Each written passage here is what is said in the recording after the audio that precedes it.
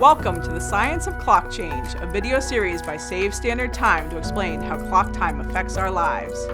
This series was made possible with generous funding from the American Academy of Sleep Medicine Foundation.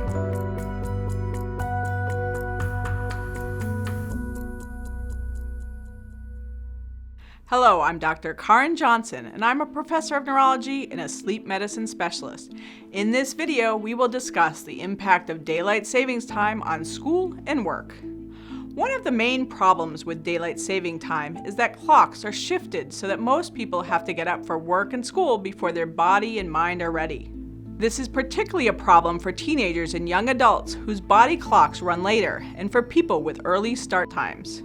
Most of us have experienced the consequence of having to get up prematurely. Teenagers know what it's like to wake up early for school.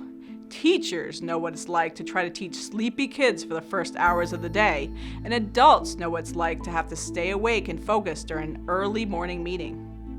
People are more likely to be late for school or work, and the ability to learn and the quality and productivity of work suffers. Sleep loss and circadian rhythm dysfunction affect our brain's ability to do complex activities like decision-making and multitasking. They affect our ability to learn and make memories. They make us less creative.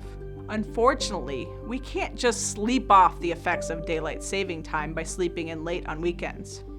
Circadian misalignment affects our brain's ability to grow, form new neural connections, and repair itself. We can see the consequences of these changes by using MRI imaging. Children who wake earlier on weekdays and later on weekends have smaller brain volumes in the areas of the brain related to attention and complex processes.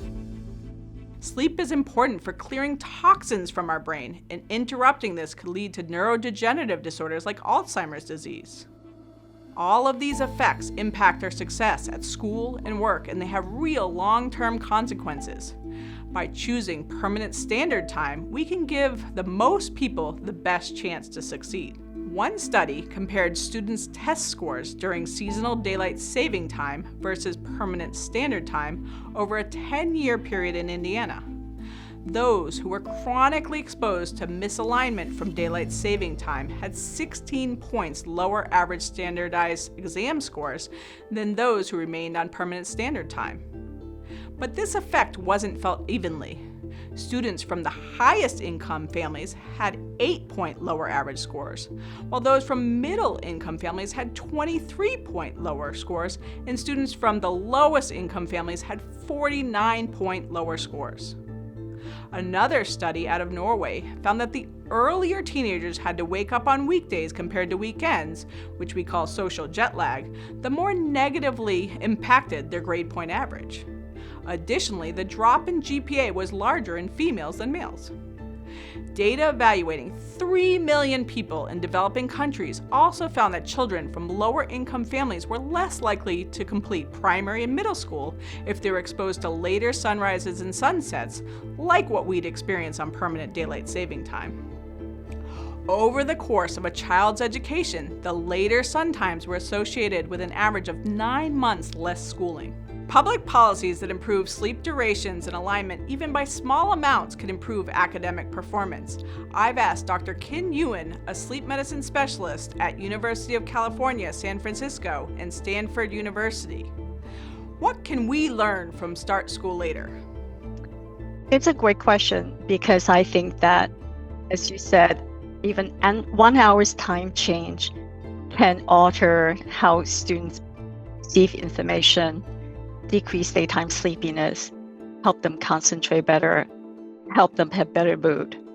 So studies in different regions of the country have shown that the grade point average can improve, their standardized scores can improve, and also math can improve.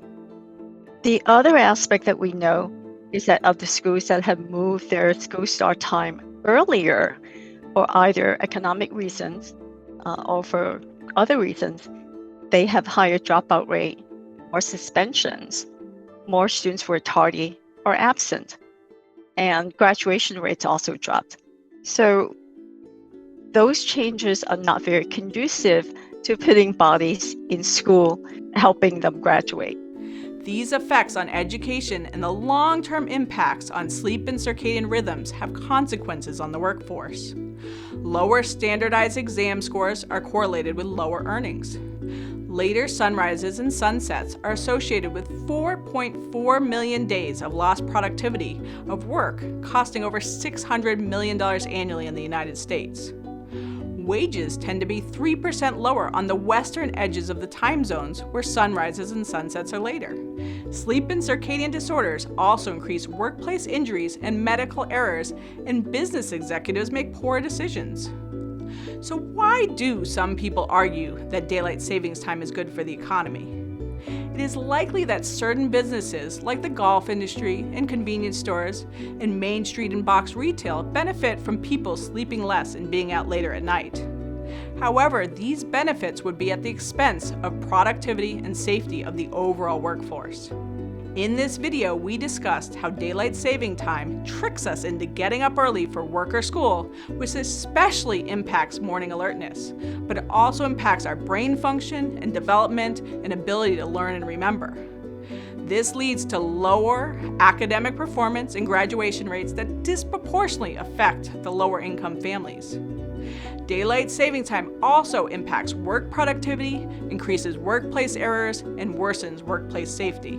To learn more about how to harness the full power of the sun after watching this video series, visit SaveStandardTime.com. Advocate by texting XST to 50409 to tell your legislators to end clock change now with permanent standard time.